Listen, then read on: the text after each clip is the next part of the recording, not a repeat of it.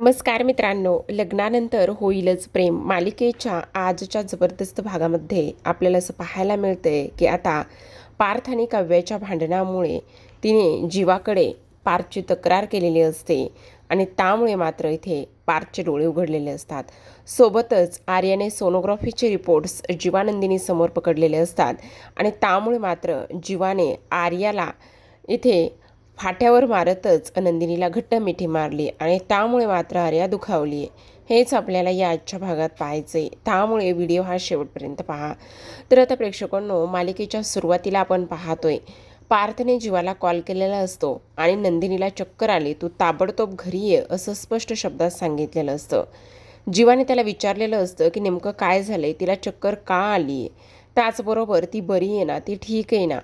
हे बघ, आईनं त्यांच्या डॉक्टरांना कॉल केला होता, त्या डॉक्टर लवकरच येत आहेत, तू सुद्धा ताबडतोब ये असं म्हणून पार्थने घाईघाईमध्ये फोन ठेवलेला असतो आणि धावतच नंदिनीकडे गेलेला असतो.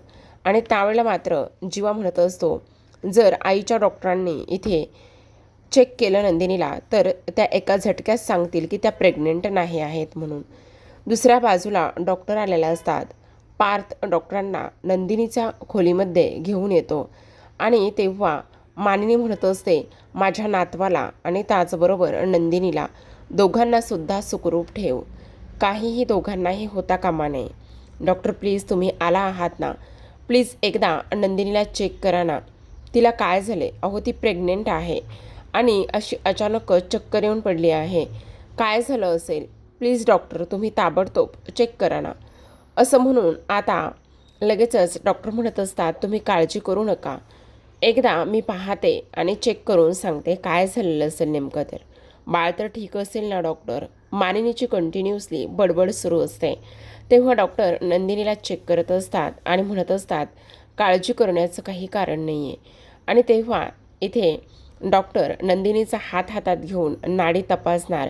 तेवढ्यातच इथे जीवा आणि आर्या धावतच आलेले असतात आणि समोर पाहतात तर काय, आता मात्र डॉक्टर इथे नंदिनीचा हात हातात घेणार असतात आणि डॉक्टर नंदिनीचा हात हातात घेऊन तिला चेक करणार. तेवढ्यातच आर्या जोरातच म्हणत असते, थांबा डॉक्टर, आता थांबा डॉक्टर असं म्हटल्याबरोबर सर्वांचं लक्ष आर्याकडे जातं.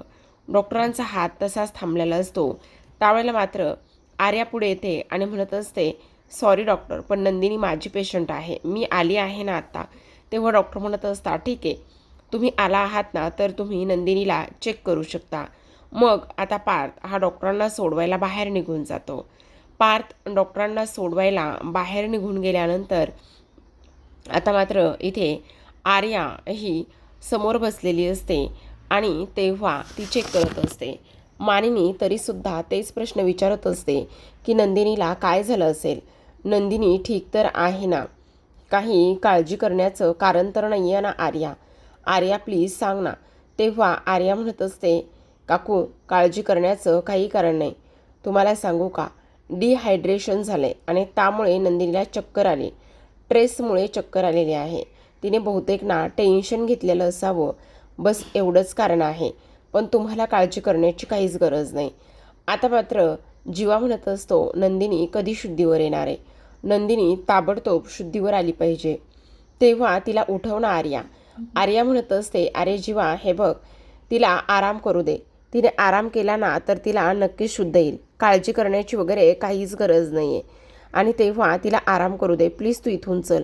तेव्हा मात्र जीवा म्हणत असतो, अजिबातच नाही, नंदिनीला कशी शुद्ध आणायची आणि काय करायचं हे मात्र मला चांगलं माहिती आहे असं म्हणून तू बाजूला हो म्हणतच जीवा नंदिनीच्या पुढे जाऊन बसत असतो आणि तेव्हा तिचा हात हातात घेतो आणि हात हातात घेतल्यानंतर जेव्हा पहिल्या भेटीची जी काही कविता आहे किंवा जेव्हा त्याला नंदिनीवरचं प्रेम समजलं होतं तेव्हाची कविता आता इथे जीवा म्हणू लागतो, तुझं प्रेम थोडं माझं प्रेम थोडं, मला उशिराच कळलं थोडं, अशी ही काहीशी कविता असते. आणि ती कविता त्याने आनंद निवासच्या त्या आश्रमामध्ये म्हटली होती जेव्हा नंदिनी पावसामध्ये भिजू लागली होती आणि त्यावेळेला मात्र इथे नंदिनीवर असलेलं जे प्रेम आहे ते प्रेम मात्र इथे जीवाने सांगितलेलं होतं आणि ते प्रेम जीवाने सांगितल्यानंतर आतासुद्धा जीवा सेम तीच कविता इथे नंदिनी समोर म्हणत असतो. खरं तर हा राग रुसवा सोडणं आणि तुझ्या नवऱ्याला माफ करणं असं सुद्धा इथे आता तो नंदिनीचा हात हातात घेऊन बोलत असतो आणि स्वारी नंदिनी असं सुद्धा म्हणत असतो. आणि नंदिनीला आता इकडे जो काही जीवा आहे तो ह्या पद्धतीने स्वारी म्हणताना पाहून तिलासुद्धा लवकरच शुद्ध येताना दिसत असते. जीवा जेव्हा कविता म्हणत असतो तेव्हा आर्याला मात्र हे सगळ्या गोष्टीचा त्रास होऊ लागतो. आर्या विचार करत असते, हा जीवा वेडा आहे का नंदिनीसाठी? एवढा कसला तिचा विचार करतोय आणि एवढ्या सगळ्या गोष्टींचा विचार करण्याची ह्या जीवाला बरं काय गरज आहे, असा आर्या मनामध्ये विचार करत असते. आता मात्र जीवा नंदिनीचा हात हातात घेऊन पुन्हा रडायला सुरुवात करत असतो आणि म्हणत असतो, नंदिनी ये ना गं शुद्धीवर, कर ना ह्या तुझ्या जीवाला माफ, असं म्हणत असताना आता मात्र नंदिनी लगेचच जीवा जीवा असा हाक देत असते. आणि जेव्हा नंदिनीला शुद्ध येते त्यावेळेला मात्र इथे सर्वांना प्रचंड आनंद झालेला असतो. प्रचंड आनंद झाल्यानंतर इथे मात्र आर्याचा चेहरा पाहण्यासारखाच असतो. तिला तर अक्षरशः कळत नसतं की हे सगळं काही काय आहे. आणि त्याहूनही सगळ्यात महत्त्वाची गोष्ट म्हणजे ह्या दोघांचं कसलं प्रेम आहे. त्याचबरोबर ही नंदिनी जवळपास तास ते 2 तास इथे शुद्धीवर आली नसती. एक डॉक्टर म्हणून मला कळतंय, पण ही नंदिनी मात्र एका झटक्या शुद्धीवर आली. असं म्हटल्यानंतर पार्थ मात्र आता खाली आलेला असतो आणि पार्थला डॉक्टरांचं आणि त्याचं झालेलं बोलणं आठवतं. कारण डॉक्टरांनी स्पष्टपणे सांगितलेलं होतं की डिहायड्रेशन झाले आणि त्यामुळे नंदिनीला चक्कर आले. त्या एकतर गरोदर आहेत आणि प्रेग्नेन्सीमध्ये पाणी पिणं हे फार जास्त गरजेचं आहे. तुम्ही व्यवस्थित त्यांची काळजी घ्यायला सांगा, असं डॉक्टरांनी सांगितलं होतं. मग आता हेच शब्द पार्थला आठवू लागतात आणि तेव्हा तो विचार करत असतो, काव्यासुद्धा पाणी पित असतील का? मी तर बॉटल भरून दिली होती, पण त्या पाणी पित असतील का? असा विचार करत असताना समोरून काव्या येताना पार्थला दिसते आणि तेव्हा ती म्हणत असते, देशमुख काय झालेलं आहे, कसल्या विचारात हरवलात? तेव्हा तो म्हणत असतो, नाही काही नाही, तुम्ही पाणी प्यायलात का? असं म्हटल्याबरोबर काव्याच्या हातातली तो बॉटल घेतो आणि बॉटलला पाहिल्यानंतर त्यामध्ये मात्र दिलेलं पाणी जवळपास अर्ध्याच्या वर तसंच असतं. मग पार्थला पुन्हा राग येतो आणि तो म्हणत असतो, हे काय करताय काव्या? तुम्ही तर पाणी प्यायलाच नाही, तर ह्यामध्ये जे पाणी आहे ते तसंच आहे, तुम्ही पाणी का बरं प्यायला नाही? तेव्हा मात्र काव्या म्हणत असते, देशमुख हे बघा, माझी बॉटल क्लासमध्येच राहिली आणि आम्ही ना लायब्ररीमध्ये निघून गेलोत आणि तेव्हा मात्र इथे हे पाणी तसंच राहिलं आणि मी माझ्या मैत्रिणीच्या बॉटलमधलं पाणी प्यायलं. आता ह्या दोघांचं बोलणं रम्य ऐकू लागते. तेव्हा पार्थ म्हणत असतो, तुम्हाला कळतंय का, हायजीन का मेंटेन करत नाही आहेत तुम्ही? अहो आता पावसाळ्याचे दिवस आहेत, मी तुम्हाला पाणी उकळून थंड करून दिलं होतं आणि तुम्ही त्या मैत्रिणीचा बॉटलमधलं पाणी का बरं प्यायलात? गरज काय होती आणि कशावरून तुम्ही ते पाणी प्यायलात? काव्या म्हणत असते, एक मिनटं देशमुख, हे बघा, आता मी पाणी प्यायले हे तुम्हाला सांगितले आणि त्याचबरोबर हे शिल्लक राहिलेलं पाणीसुद्धा मी एक पेज वाचून एक घोट पाणी पेल, ठीक आहे? असं म्हणून काव्या गेस्ट रूममध्ये जात असते. पार्थ म्हणत असतो, तुम्ही तिकडे कुठे चाललात? तेव्हा ती म्हणत असते, कारण मला ना आता शांतता हवी आहे, मला शांततेत अभ्यास करायचा आहे आणि ही जी काही तुमची मांजर आहे ना, ती मांजर मात्र इथे तिची काळजी घेईल, बाळाची काळजी घेईल आणि त्यानंतर मात्र इथे ती तिचा अभ्याससुद्धा करेल. तसंही वसवात्या आता गेस्ट रूममध्ये राहत नाहीत, त्या रम्याच्या खोलीमध्ये शिफ्ट झाल्यात, मग आता मात्र मी तिकडेच जाणार आहे, असं सुद्धा आता ती बोलत असते. तेव्हा मात्र इकडे हे सगळं काही रम्याने ऐकलेलं असतं आणि रम्या त्याच संधीचा आता फायदासुद्धा घेणार असते. आता रम्या म्हणत असते, खरं तर एका नवऱ्यानं किती काळजी घ्यायची हे पार्थकडे पाहूनच कळते, पण आता मात्र या संधीचा फायदा आपण घेतला पाहिजे. पाण्यावरून ह्यांचे वादच सुरू आहेत ना, मग ह्यांचे वाद अजूनच लागले पाहिजेत. काव्याची जी बॉटल आहे ना, ती बॉटल आता तर भरलेली असेल किंवा ती रिकामीही करेल, पण मला मात्र त्यामध्ये काहीतरी केलं पाहिजे आणि पुन्हा एकदा ह्या दोघांचं भांडण जोरातच लावलं पाहिजे, असा रम्य विचार करत असते. दुसरीकडे आपण पाहतो जीवा नंदिनीचे पाय चेपून देत असतो तेव्हा नंदिनी म्हणत असते, जीवा बास करा आता, किती चोपणार आहात, आता माझे पाय दुखत नाही आहेत. तेव्हा जीवा म्हणत असतो, अगं तुझे पाय दुखत नाही आहेत, पण माझे हात जोपर्यंत दुखत नाही तुझे पाय चेपून तोपर्यंत मी पाय कंटिन्यू चोपतच राहणार आहे. तेव्हा नंदिनी म्हणत असते, नको ना जीवा, सोडा आता. तेव्हा जीवा म्हणत असतो, सॉरी नंदिनी, तुला माझ्यामुळे हे सगळं काही इथे सहन करावं लागलं आहे.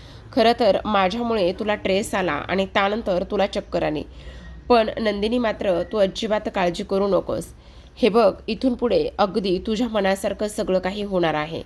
काही जरी झालं ना तरी तुझ्या मनाविरुद्ध एकही कोणतीही गोष्ट इथे होणार नाही, असं जीवा स्पष्टपणे बोलत असतो.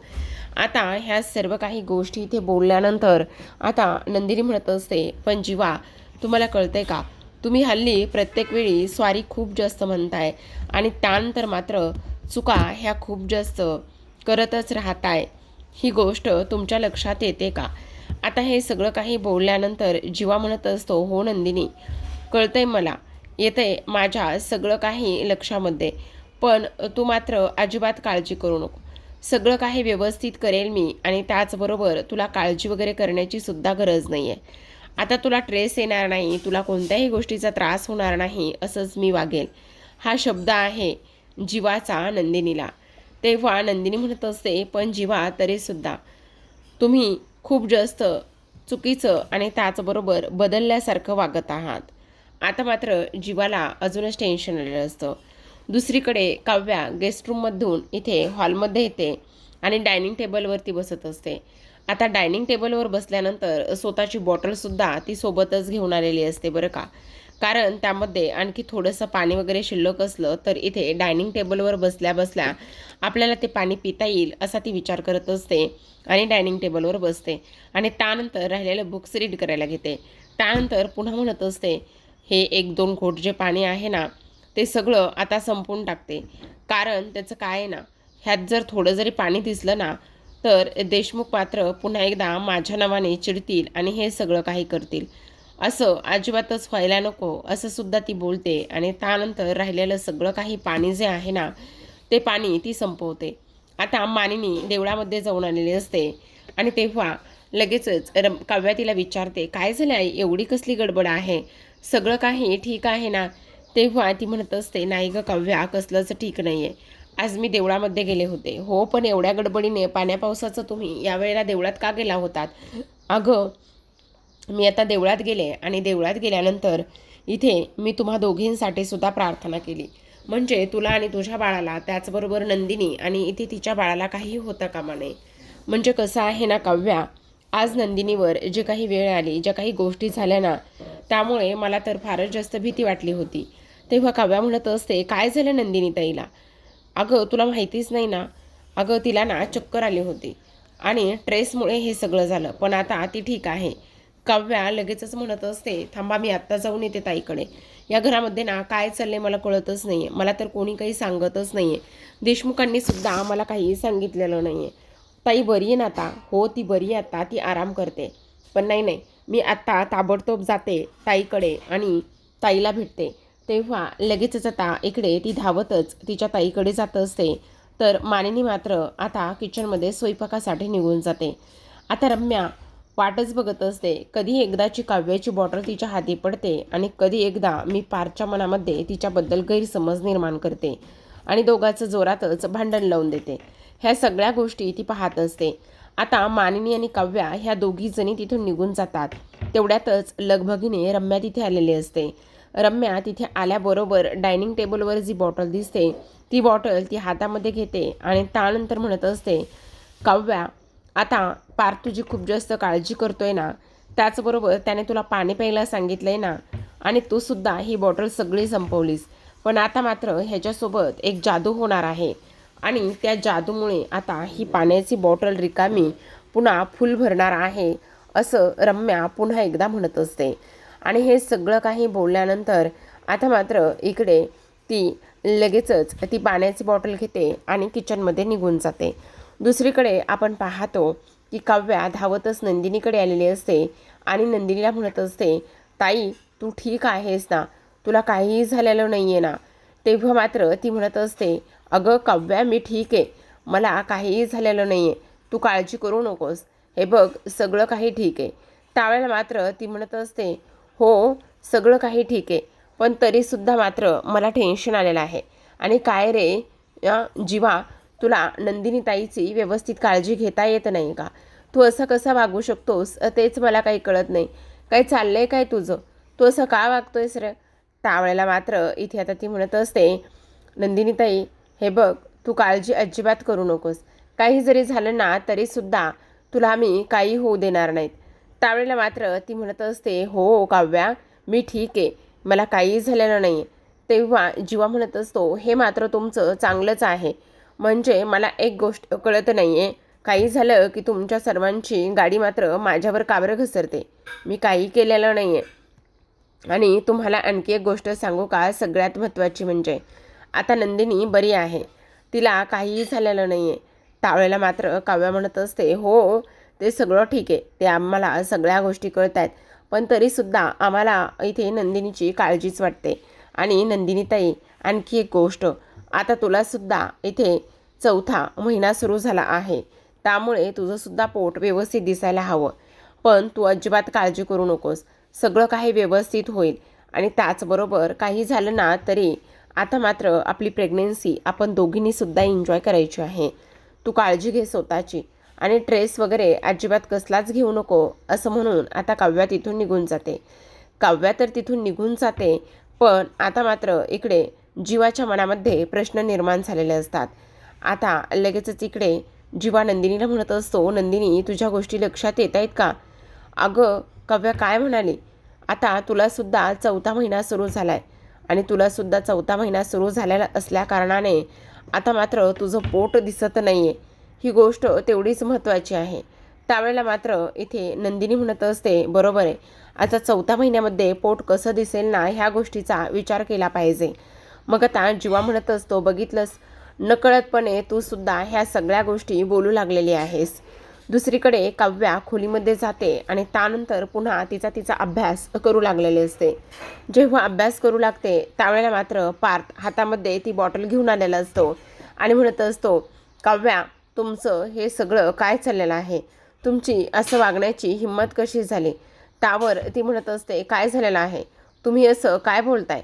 त्यावेळेला ती म्हणत असते, तो म्हणत असतो, कारण ह्यामध्ये पाणी तशाला तसंच आहे, तुम्ही पाणी अजिबात प्यायला नाही आहेत. का असं वागताय काव्या? अहो तुम्हाला इकडे त्रास होऊ नये म्हणून मी हे सगळं काही करतोय, आणि तुम्ही मात्र अशा पद्धतीने वागताय. काय आहे हे सगळं? तेव्हा मात्र इथे काव्या म्हणत असते, 1 मिनटं देशमुख, हे बघा, मी पूर्ण पाण्याची बॉटल संपवली होती, मी त्यामध्ये एकही घोट पाणी शिल्लक ठेवलं नव्हतं. आणि तुम्हाला विश्वास ठेवायचा असेल तर ठेवा, नाहीतर ठेवू नका. मी तुम्हाला सांगते ना देशमुख, की मी सगळं काही पाणी प्यायले होते म्हणून. आता तुम्हाला जर माझ्यावर विश्वासच नसेल तर त्याबद्दल मी काहीच करू शकत नाही. त्यावेळेला मात्र पार्थ म्हणत असतो, काव्या, हे जरा तुम्ही अति करताय, असं होत नाही का? काव्या म्हणत असते, देशमुख, हे बघा, तुम्ही माझी काळजी कमी आणि त्याचबरोबर पहारेकरी जास्त वाटायला लागलेला आहात. तुम्ही प्लीज असं नका करू.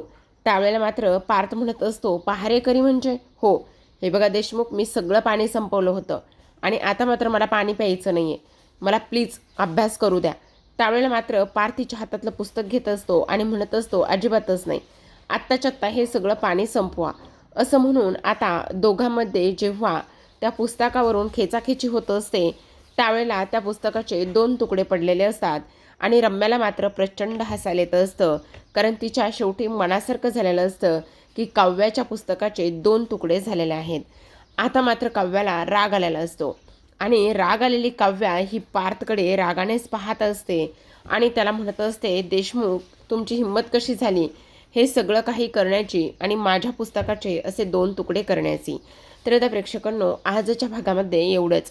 उद्याचा भाग हा खूप जास्त कमालीचा आहे बरं का, कारण उद्याच्या भागामध्ये ना इथे जो जीवा आहे ना तो बाहेर बसलेला असतो आणि काव्याला आता टेन्शन आलेलं असतं, त्यामुळे ती बाहेर येते आणि जीवाशी बोलण्याचा प्रयत्न करत असते आणि म्हणत असते, देशमुखला असं वाटते की मला हे बाळ नको आहे, आणि तेवढ्यातच पार्थने हे बोलणं ऐकलेलं असतं. दुसरीकडे रम्या आणि वसू ह्या दोघीजणी बोलत असतात. आता रम्याने घडलेला प्रकार वसूला सांगितलेला असतो. ती म्हणत असते, कारण त्या लैला आणि मजनूमध्ये एवढे जोराचं भांडण झालेलं आहे की काही विचारूच नको.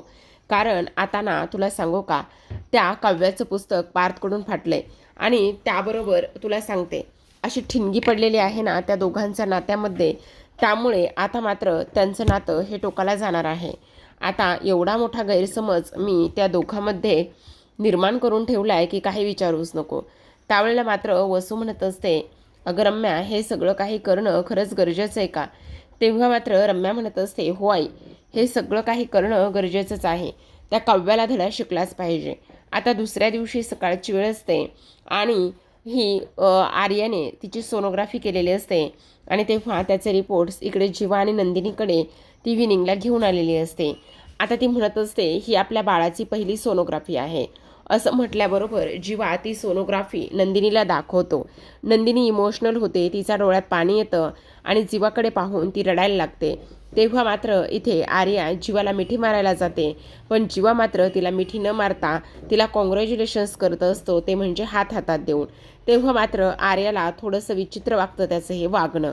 पण त्यानंतर मात्र नंदिनी जीवाकडे पाहत असते आणि तेव्हा जीवा म्हणत असतो, नंदिनी, कळते का तुला, आपल्या बाळाची, आपल्या छकुलीची ही पहिली सोनोग्राफी आहे.